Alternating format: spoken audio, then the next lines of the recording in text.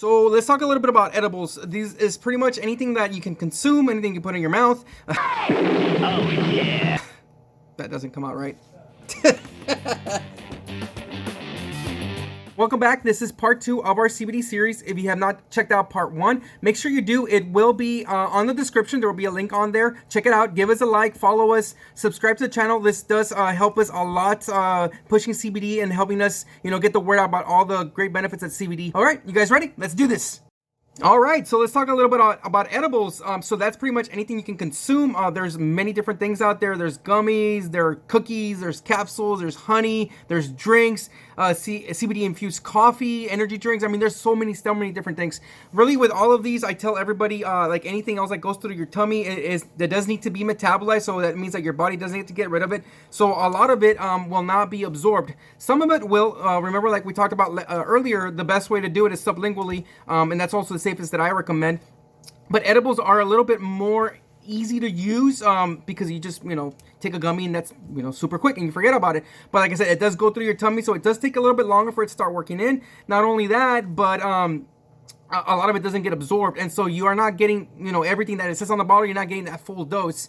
But it is very, very convenient. So not only are you not getting the full dose, like I said, it does take a little bit longer because it has to go through your stomach. It has to digest it before it even gets to your bloodstream. So it does take a little bit longer.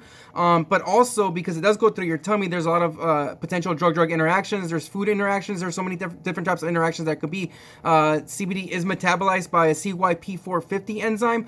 So basically what this means is there's an enzyme in your body or something in your body that basically breaks down not just CBD, but it also breaks down drugs, and a lot of drugs compete for this enzyme, which means that either the drug cannot be removed from your body efficiently, or CBD cannot be removed from your body efficiently. So there is drug-drug interaction. So always talk to your doctor, talk to your pharmacist about it.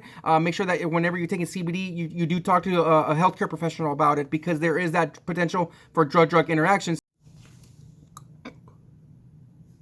Whoa, you guys are still there. So that actually brings me to my next topic, inhalations. There are many different products out there. There's a regular flower, and yes, they look just like what kind weed. of joint is this, man? But these are just the flower, and it's CBD flower, so I mean basically it's hemp. Or it is hemp. They come in different strains. Every strain has different names wherever you go, but basically each strain gives you or delivers a different amount of CBD. So always be looking to see if, which strain has more or less CBD. And we'll talk a little bit more about vapes in a little bit, but always make sure that it is 0.3% THC or less. Always keep it in its container because of the fact that it does look like and smells like weed. If you get stopped, there could be issues there. So you always want to make sure that it's always in its container. Right now, if you do get pulled over with it, every jurisdiction is different. 6, 7, 8. Step, bump, bump. So I'm not a lawyer. So just take that as face value. Like I said, there's different things. There's the flower. Then there's also pre-rolls, which are like these right here. And it looks just like, just like a... Hijo de la chingada. Is that a joint, man? A blunt, basically. And they're called different things wherever you go, but basically they're called pre-rolls. Some people will call them cones. Then it's basically the same thing as the flower. The only difference is it's already pre-rolled for you, like the name says. And it contains the same amount of CBD as the flower. Which usually that I have seen naturally is about 20%, the most that you can get about from the regular flower. They also make another one that we sell also, and they're called platinum rolls, and that looks kind of like this right here. See if we can focus. So you'll see a little bit of the difference. Basically, really the only difference is the regular pre-rolls are just the flower rolled. The platinum rolls are actually the flower rolled, plus they also will put CBD isolate on the outside.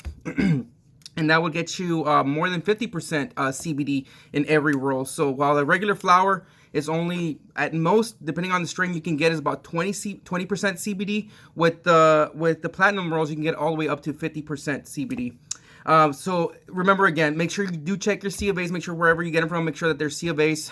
If you want to, you can carry those with you so you can show the law enforcement. Also, it'd be awesome if you can have one that has barcodes on them. Like this company actually has barcodes on them. And you can scan that and get all the certificates of analysis right off your phone. Because of the fact that it does have THC in it, it could give you that false positive again on any of your drug tests. So be careful with that. Always talk to your HR department before you start using this stuff. And then when you do get if you ever do get a drug test, make sure that you list it on there as something that you're using over the counter. Make sure you always list CBD just in case it does give you a false positive. So the positives of smoking or vaping these products is that it works really quick. So if you're having anxiety or stress, it works really, really quick, usually within 5 minutes. You have a lot of capillaries in your lungs, and so the product gets into your lungs and then in your capillaries and then straight into your bloodstream. So it works really, really quick. The duration is not as long as sublingual oils, but it is really, really quick. And so a lot of people will do the sublingual oils every day on a daily basis. And on those days where you're really feeling that extra stress, especially like, for example, me being a small business owner, I will vape occasionally and then or smoke a pre-roll on the weekend just to kind of give it an ease. Again, this stuff will not get you high. It's only less than 0.3% THC, so it won't get you high. So that's one of the pros, is that it's a really quick onset. Duration's not as long. The bad thing about them, or the cons, is one, it since you are lighting it up, it could potentially burn a lot of the terpenes, a lot of the CBD in there. So you might be getting a little bit less CBD, a little bit terpenes, because you are burning it, with a lighter. And so because of that, that's one of the cons that I feel like, you kind of have to, offset the benefits versus, the cons versus benefits. The other negative is that, of course, again, like I said, the false positive because of the THC. Now, the sublingual, anything that has CBD in it, because it looks so similar to THC, it could give you a false positive. Anything that contains CBD could give you a false positive. Remember that. So, but this stuff does contain THC, like I said, less than 0.3, so it's still legal. But because of that, it does give you a little bit more of a likelihood of a false positive. Now, I have been using this stuff for a while, and I do test myself regularly, and so far I haven't gotten a positive, but it doesn't mean that it can't happen. I have heard of it happening, and so always check with your HR department. Always check with your job. If you do get, again, one of those tests, make sure you always list it on there.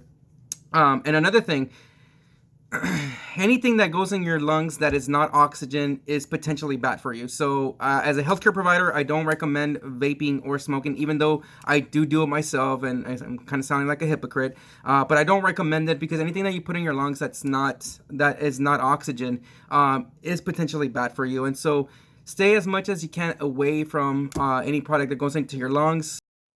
So the notorious vaping, it's been in the media a lot, so a lot of bad publicity with all the deaths and lung injuries that have happened. But vaping's been it's been around for a long time. It has been shown to be safe with most studies, but like I said before, anything that goes in your lungs could potentially be bad for you, and so be careful with vaping. We will be talking a little bit more about that specific cases that are happening in a little bit. But yeah, so vaping is just like it's almost the same as smoking. The only difference is that it uses indirect heat. So when you're smoking something, you have to light it up either with a lighter or with a match. You're burning a lot of the product. With the vape pens, it uses indirect heat. And so there's different types of vape pens. This is one of them. And it's just basically the cartridge and then your battery. So this battery, you plug it in with any USB and it charges it up. It's multi-use. I guess you can use it many times is what I mean. And then you have your cartridges, which are only a one-time use. They do sell some that are disposable and some that are reusable. I don't recommend doing the reusable. I recommend doing the disposable ones instead. So every time, basically what you do is you buy one of these every time, and then when you're done with it, you toss it and you buy a new one. They come in different strengths, 50, 60, 250, 500 milligrams CBD. I mean, it comes in different strengths, also different flavors. So these are conduction pens, which means that there's a heating source in here that heats up the oil or the wax, whatever they're using, whether it's CBD or cannabis, whatever you're smoking. It heats it directly, but it doesn't. It does it to a point where it doesn't burn the CBD or the substance in there. It just brings it to the point where it's melting and it vaporizes it, but it doesn't actually burn it like smoking would. It does avoid smell and smoke, so therefore you can't smell it, so you can vape in here and you'll never know, you won't smell it. And there is no smoke, so there's a less possible irritation in your lungs. Unlike smoking, but again, if there's other ingredients inside the cartridges, those could potentially cause irritation in your lungs, and so be careful that there isn't other added stuff in your cartridges. And so yeah, so this is the vape pen. Again, this comes with a battery that's rechargeable, and then with your cartridge, and different strengths, different flavors, different of everything for everyone. So why is it getting such a negative publicity in the news? Well, because as of October of 2019, there have been 33 deaths related to vaping and 1,400 injuries. Most of those have been because of illegal cartridges.